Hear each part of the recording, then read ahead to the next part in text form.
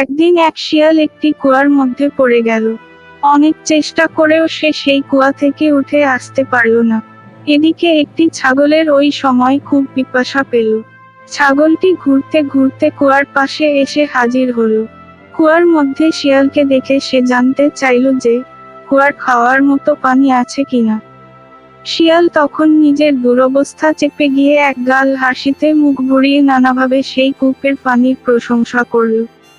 বলল, এই কুয়োর পানি এত সুমিষ্ট যে আশপাশের কোথাও এমন পানি পাবে না। তুমি নিচে নেমে এসে প্রাণভরে পানি খাও, কেউ তোমাকে কিছু বলবে না। শিয়ালের মিষ্টি কথায় দেরি না করে ছাগল কুয়ার ভেতর লাফিয়ে পড়ল। পেট পুরে পানি খাওয়ার পর শিয়ালকে ধন্যবাদ দিল। এই সময় শিয়াল তাকে জানালো, ভয়ানক অবস্থায় তারা আটকা পড়েছে। এই ঝামেলা থেকে মুক্ত হওয়ার জন্য ছাগলের কাছে সে একটা প্রস্তাব রাখল।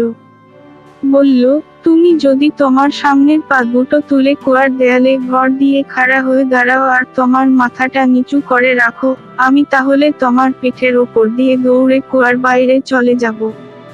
আমি একবার বের হতে পারলে তোমাকেও তখন উদ্ধার পেতে সাহায্য করতে পারবো। ছাগল কোনো ভাবনা চিন্তা না করে সঙ্গে সঙ্গে শিয়ালের প্রস্তাব মতো দাঁড়িয়ে গেল। শিয়াল লাফ দিয়ে ছাগলের পিঠে চড়ল, তার শিং ধরে নিজেকে সোজা করল।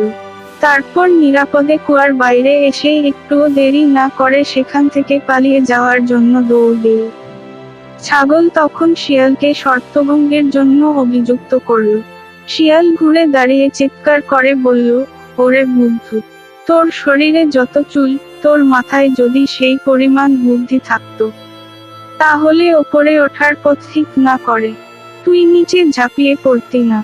যেই বিপদ থেকে রেহাই পাওয়ার কোনো উপায় তোর জানা নেই, সেই বিপদের দিকে নিজেই নিজেকে এইভাবে ঠেলে দিতিস না।